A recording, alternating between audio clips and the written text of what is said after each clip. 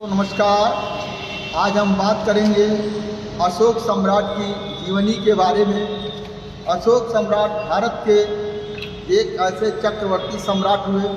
दुनिया में अगर किसी को चक्रवर्ती सम्राट का नाम दिया गया वह है अशोक सम्राट। अशोक सम्राट के बारे में एक मैं आप लोगों को बताया, महान चक्रवर्ती सम्राट राजा हुआ करते थे, मौर्य वंश के राजा हुआ करते थे, जिनका शासनकाल 269 ईस्वी से 232 ईस्वी तक उनका चला। प्राचीन भारत में मौर्य राजवंश के चक्रवर्ती सम्राट अशोक राजा का मौर्य साम्राज्य उत्तर हिंदू कोश तक्षशिला की श्रेणी से लेकर दक्षिण गोदावरी नदी पहाड़ी के दक्षिण मैसूर तक, पूर्व में बांग्लादेश, पाटलिपुत्र से पश्चिम में अफगानिस्तान, ईरान, इराक, बलूचिस्तान और पाकिस्तान, नेपाल, बांग्लादेश, म्यांमार, चीन, तिब्बत, जापान तक उनका फैला हुआ था। ऐसे महाप्रतापी राजा अशोक सम्राट विश्व के एक महान धार्मिक राजा थे जाने जाते हैं, जिनका धर्म जो रिलेटिव देखा जाए तो वह बौद्ध धर्म है। कलिंग की लड़ाई के बाद उन्होंने जो वो खून खराबा देखा, उसके बाद उन्होंने ये फैसला किया कि मुझे अब नहीं लड़ना है और उन्होंने बौद्ध धर्म को अपनाया। बौद्ध धर्म अपनाने के बाद उनको सत्यता जो नजर आई, उसके अनुसार उन्होंने अपने बेटी संघमित्रा और पुत्र महेंद्र को उन्होंने बौद्ध धर्म के प्रचार के लिए उन्होंने लगाया। जो कि हम आपको बताएं,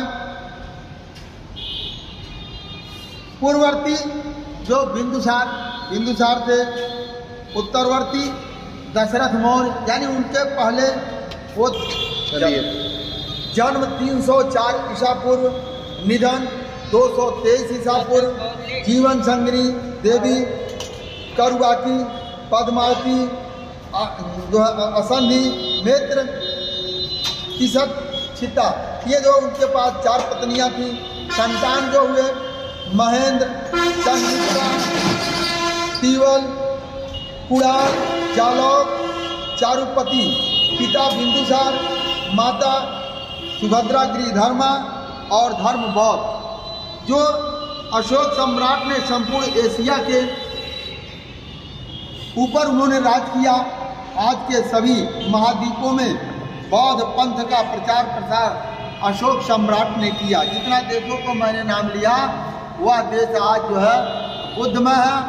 यह श्रेय अशोक सम्राट को जाता है।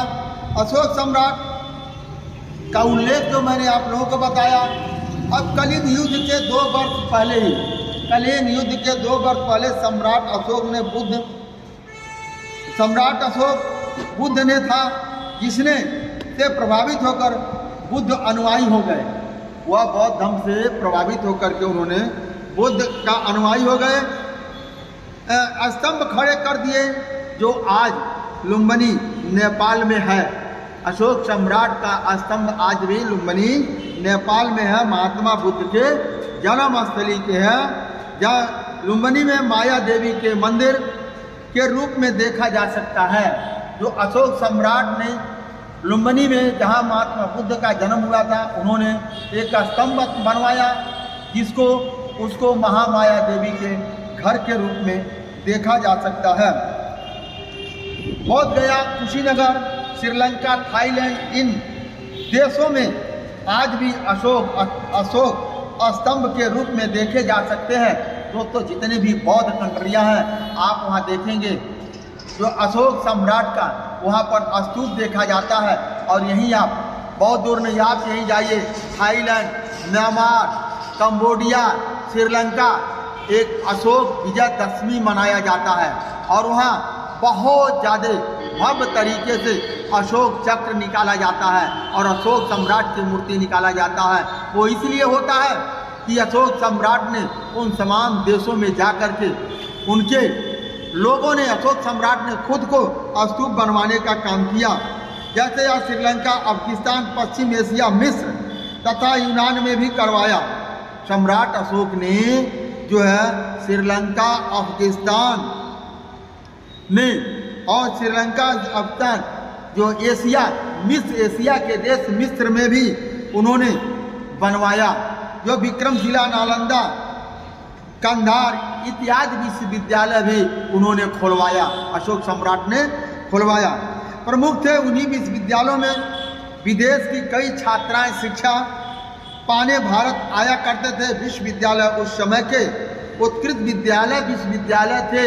ये अशोक सम्राट का जब उन्होंने युद्ध को त्यागा तो उन्होंने विश्व के शांति के लिए, विश्व के ज्ञान के लिए तमाम उन्होंने स्कूल खोला, कॉलेज खोला और उन्हीं लोगों में आकर के तब भारतवर्ष हमारा विश्व गुरु हुआ। और विश्व गुरु दोस्तों यूं ही नहीं कहा जाता है, विश्व गुरु उसको माना जाता है जो पूरे विश्व के लोगों को शिक्षा दे, ज्ञान दे, उसे ही विश्व गुरु माना जाता है। और तब हमारा भारतवर्ष जब अशोक सम्राट का शासनकाल हुआ करता था, उस वक्त हमारा भारतवर्ष सोने की चिड़िया हुआ करते थे और विश्व गुरु हुआ करता था। आज लोग दोस्तों विश्व गुरु का केवल सपना देख रहे हैं, लेकिन विश्व गुरु कैसे था, किनकी वजह से था, किस आधार पर विश्व गुरु था, उसका कोई पैटर्न नहीं तैयार हो रहा है। केवल ये हो रहा विश्व गुरु था, विश्व गुरु था। तो दोस्तों विश्व गुरु कैसे भारत बनेगा जब तक भारतवर्ष बुद्धमय नहीं होगा। मैं ये नहीं कहता, वो धर्म की बात नहीं मैं कहता हूँ, महात्मा बुद्ध के विचारों में जब तक उनके विचारों में पूरा भारतवर्ष हमारा नहीं आएगा, उनके विचारों पर चलने का कार्य नहीं करेगा, तब तक दोस्तों हमारा भारतवर्ष सोने की चिड़िया और विश्व गुरु नहीं बन सकता है। इन्हीं सब बातों के साथ आज जो हमारा 37वां पार्ट है, इस पार्ट के साथ फिर मैं आप लोगों को, मैं जो मेरे चैनल को और आप लोगों को सभी को मेरे चैनल को बुक समरी फिशरमैन इंडिया के सभी दर्शकों को मेरा सादर प्रणाम, नमस्कार, जय हिंद, जय भारत, जय